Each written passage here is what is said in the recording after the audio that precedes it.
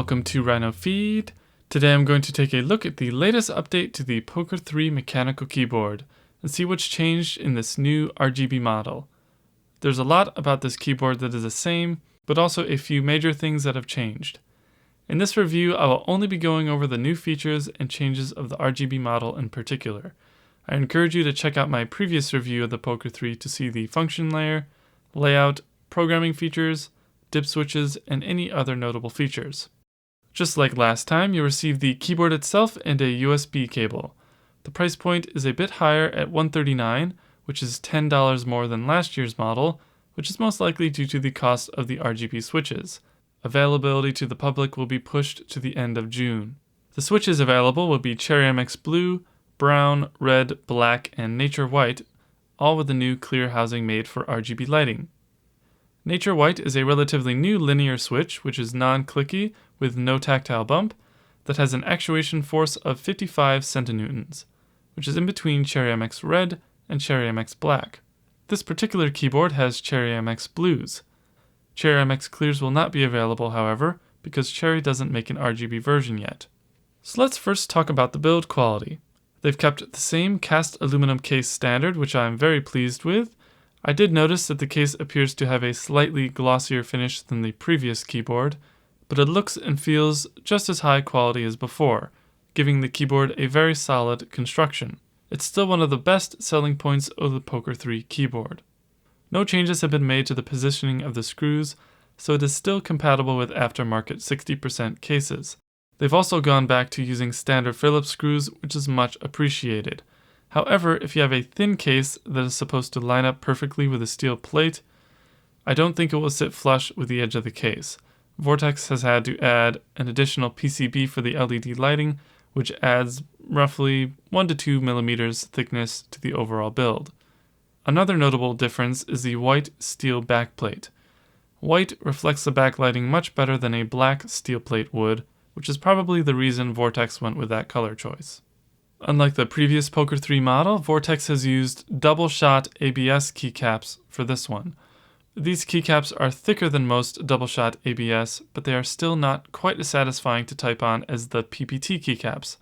This makes sense because most PBT keycaps are not made for backlighting, but what's weird is Vortex has their very own PBT and palm keycaps that are actually made for backlighting, and I would rather have them used those instead of the double-shot ABS.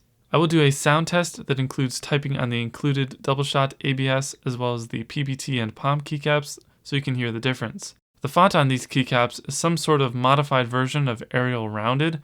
All it means is Vortex is no longer using Bank Gothic. The numbers and symbols are aligned horizontally versus one right above the other, and the larger modifier keys no longer have full words written out, but only representative icons. This is most likely to prevent any gradual light fade you might see if the lettering is too far away from the switch lighting, which does happen even with these new clear housings on the switches. They've also included light pass-through dots on the spacebar, which do give a gradual light fade effect as they get farther from the RGB switch, but they also show the color of the programmed function layer you're on. Just like on the original POK3R, there are 3 additional function layers that allow you to program your own layout. Nothing has changed regarding programming, so there will be a link to my original view in the description. One question I have received a lot in the past is how do you change the position of the arrow keys back to WASD? To do that, all you have to do is assign them to a programmed layer, which I do go over in my written review. However, in the latest firmware update to the POK3R and POK3R RGB keyboards, you can get to your arrow keys another way by pressing left Windows key plus right Alt plus spacebar. This key command will switch between having the arrow keys always on or always off. The arrow keys in this mode are located on your right shift, right control, function, and PN keys. You also have volume control built in, which is not labeled on the keycaps. Function S is volume down, function D is volume up, and function F is mute. The stabilizers also feel very different than Cherry stabilizers, so I think they're using their own or some other manufacturers because they feel a lot more responsive and far less mushy than the Cherry stabilizers. Alright, we're now at the part of the review that you're all eagerly waiting to see, and that is the RGB lighting. So first of all, there are 6 single LED modes where each key is illuminated one at a time. There are 4 full keyboard LED modes, and there are 2 custom programmed LED modes. So first of all, these single LED modes you can get to by pressing PN+4. This first one is called Individual Light Fade Out.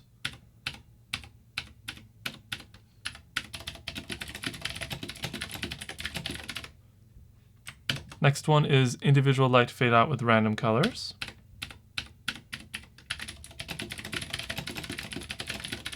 And I don't normally type this way, my tripod is in the way, so I can't have good, yeah. Next one is Flash Mode.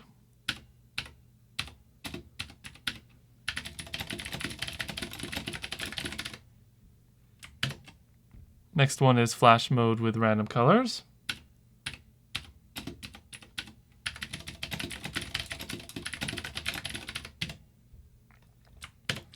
Next one is Laser Beam.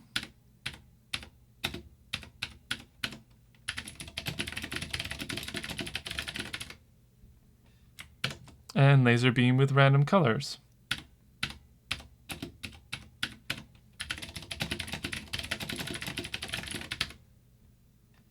Now the full keyboard modes you can get to by pressing PN+5. You have a single color. You have a single color breathe mode. You have by far the coolest mode, which is Vortex mode. And you have raindrop mode. And in any of these animated modes, you can speed up or slow down the animation by pressing PN+, which will speed up the animation, obviously, and PN+0, which will slow down the animation. And let's get back to Vortex mode real quick. You can also adjust the brightness levels by pressing PN+X, which will lower the brightness, and PN+V, which will raise the brightness. And as you can see, in Vortex mode, if you raise the brightness all the way up, it'll actually barely look white. There'll be a tint of color in there, probably not even visible on camera, but in person it's actually kind of a cool effect. Now let's get to the custom modes. There are 2 placeholders, 9 and 0, for setting your custom modes, and the 2 placeholders for switching to your custom modes are negative and plus. Of course, I have nothing set right now. So to set something, you press PN+9, and when you hold down the PN key, you will see 1, 2, and 3 illuminated, which is RGB. There are 6 levels of brightness, so nothing is going to be backlit right now, but if I mix 6 of red and 6 of blue, that is the brightest of those 2 colors, and then click, I have purple. Now that's one way of choosing a color, but by far the easiest way of choosing a color is by pressing PN+Escape, and that'll open an entire palette to choose from. So let's pick yellow, because yellow goes pretty well with purple. And then you can click on what keys you want illuminated.